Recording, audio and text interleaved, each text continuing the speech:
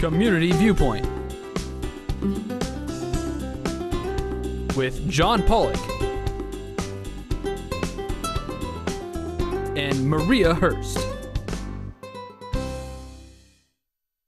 And welcome once again to Community Viewpoint. I'm your host for this segment, John Pawlak. That's who I am. That's who I have been for the last 10 years, and I still am. It's getting hot. I know you've noticed. This is spring going into summer. We're going to be talking about what we can do to make our lights better in the summertime in the heat of the desert. And we'll also be talking about some of the things we shouldn't be doing. And that's what we'll be doing today. I have with me Lieutenant Steve Moody from the Pahrump Valley Fire and Rescue here in Pahrump. And we're going to be talking about fire safety, and also there's something that's called a burn moratorium that happens every year this time. And let's start with the burn moratorium because that just went into place a couple of weeks ago. So Steve, tell us what you know about that. And yeah, the burn moratorium, the Pahrump Town Ordinance 28 dictates the control burning in town of Pahrump. The chief usually looks at BLM, what they're doing, the weather, the humidity, the winds, all the factors, how much growth there is around town.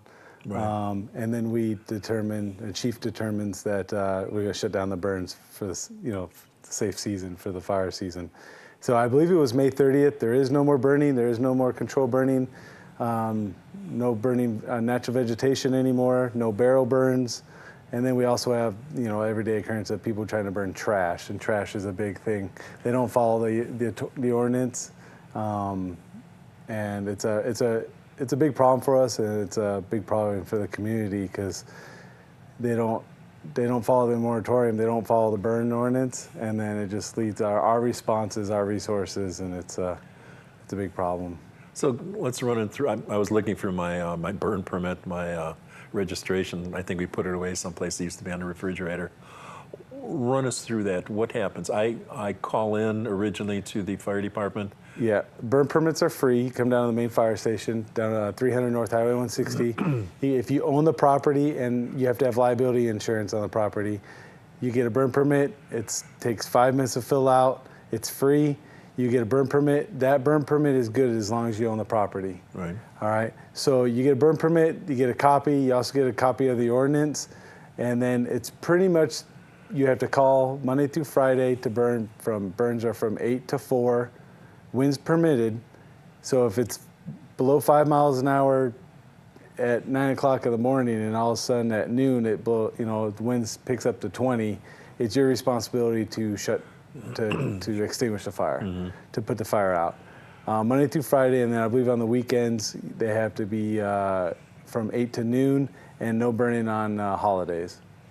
So, all right, so I'm on my honor, or do I have to call in? You have to call in every day that you burn, and it's leave a message, and then it'll tell you on the message if it's okay to burn or not. And then you just give your permit number, and usually a ground burn or a barrel burn. And we recommend you have to have a water source, a rake or shovel, and you have to watch the winds. And small manageable piles is what the ordinance says. It has to be, if you have a garden hose that puts out 5 gallons a minute, you can't have a 30 by 30 burn pile. It just doesn't work.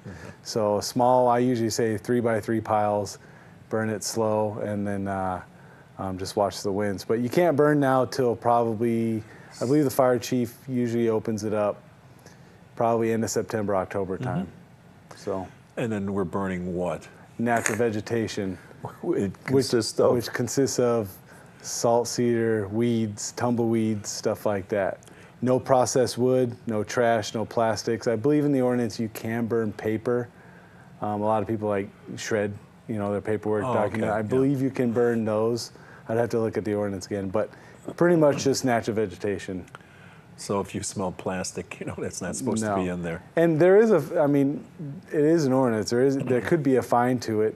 The other people don't realize when they're burning, and you can't leave unattended burns. So if you're burning and you leave to go in the house and do something, and the embers burn 2 blocks away and burns, a couple houses down, you're going to be responsible for that. That's why we make you have liability insurance. Yeah, because if you have one of the little whirly-doos coming through there, all that's gone. All your embers, your and sparks. we've had a lot of large fires due to the control and burn, people not following the ordinance. Yeah, I have a recollection of some of those too. But so a lot of times, especially in the summertime, if you have a vehicle, a pickup truck, or something to carry in barrels, bring it over to the landfill and make sure it's covered too.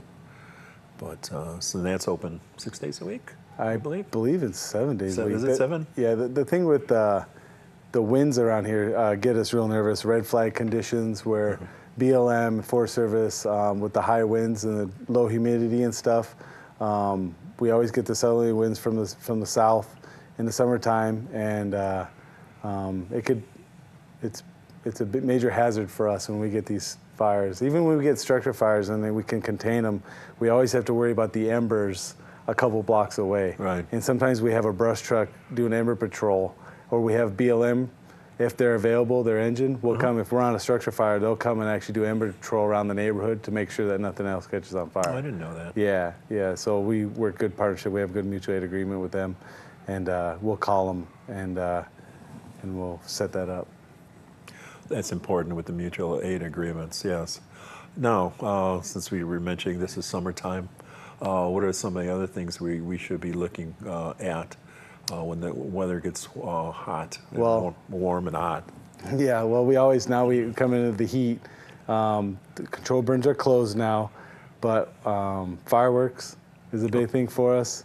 And then with the elderly and kids and pets and stuff like that is the heat. It's the anything usually over 9 degrees, the heat exhaustion, heat stroke, stuff like that. Not so much heat stroke, but the heat exhaustion. People not drinking, dehydration is a huge one. Because we don't perspire out here, it dries up. Because I had told some tourists, you're taking enough water when you're going to Death Valley. Why do you say that? It's just because it's not like if you're in Italy or whatever it is, you don't perspire when it's hot. It's a dry heat out here, yes. Yeah. So make sure you take water with you because you'll dehydrate. Yeah, they recommend on a 2,000 calorie diet to about 2 liters of water a day, and that's water. And people don't understand the dehydration fact of if you exercise or if you work out more. You need to take in more water than just 2 liters. Somebody that drinks coffee or caffeine, that actually dehydrates you. So I believe every 1 cup of coffee you have to drink, I believe it's almost 12 ounces of water just to try to rehydrate yourself from that cup of coffee. And they also say if you look online, just look at your urine. If it's really dark, you need to drink more water. Right. So while I'm thinking of it also, the catalytic converters on your vehicles, if there's brush on the side of the road, and you see a wonderful sunset or sunrise, be careful when you pull over the side of the road. We've had incidents where we've had people pull over and they drive over a bunch of tumbleweeds and their exhaust catches the car on fire, and then or the brush on fire and then catches the car on fire, and we've had instances with that too. There's a lot of factors. Smoking, that's another. We get a lot of brush fires running alongside the road, and we get those. And you identify that from people flicking a cigarette outside of their car. That's a big one for us. And with the winds pick up, it can travel. Anybody that's lived out here for a while, the winds can pick up any time, and the fire. We get 1 acre to 5 acre fires, and it's pretty devastating to the town. What was it, about 4 or 5 years ago, we had all the brush in the spring. It was a real wet spring, then it all dried out, and we had tumbleweed coming all over. Do you remember that? Yeah, that was a large fire volume that we had that year. We had, I think we had about 5 acres and 20 homes go up in one night. We had another one that I was on that we had about 5 homes. It was about 4 or 5 acres on fire. That was a busy summer. Yeah. So. All right, what about our vehicles and traveling? Naturally, you're not going to leave your kids in the car. Well, you hope not. Or your animals, yeah, in the car either. And you're going to have what you may think might be okay with your animals, like in the morning, someone else driving or walking by your car may not think that's appropriate, even though it's cool enough in the car. And you may have the fire department or the sheriff's department call. So err on the side of the safety. Don't leave the animal in there, or your kid. If you think it's, never leave the kid in there alone, but if you think it's cool enough, it's probably not cool enough from the other person in summer. Yeah, I mean, obviously air conditioned, but don't ever leave your children in a car. And then your pets also need to drink a lot of water. And then don't walk your pet when it's 115 on the asphalt because it'll burn its feet. But I mean, that's just common sense too. Or grandma too. I'm thinking of Chevy Chase and one of the European. Yeah. Don't leave grandma out there either. So any other tips? Just stay hydrated, stay in the shade if you can, wear sunscreen. Our guys at work, because we work in the environment every day, have to drink a lot of water. I probably drink over a gallon of water a day, easily. Stay hydrated, stay cool, wear light clothes, sunscreen, stuff like that. Mm-hmm. It's just lighter colored clothes, not like you're wearing. But yeah, that's a uniform, though. Yeah, it's a uniform. But yeah, they say lighter clothes. All of our stuff is dark, and there's been studies on that. It doesn't really make that big a difference, but more just breathable material. Mm-hmm. And then just really stay hydrated and if you're not used to the heat, don't all of a sudden go hiking out in the desert for miles. You need to get used to the heat and get used to the environment that you're going to be in. Right, and I just had my car serviced because it's getting warm. I took it, plug for Edzo. I says, check the battery on my 2008. The battery's only like 3 years old. Mm-hmm. He says it's weak, it's not going to last the summer, so I'll have to shell out a little bit, but I'm going to have to get a new battery because I don't want to be stuck out someplace in the middle.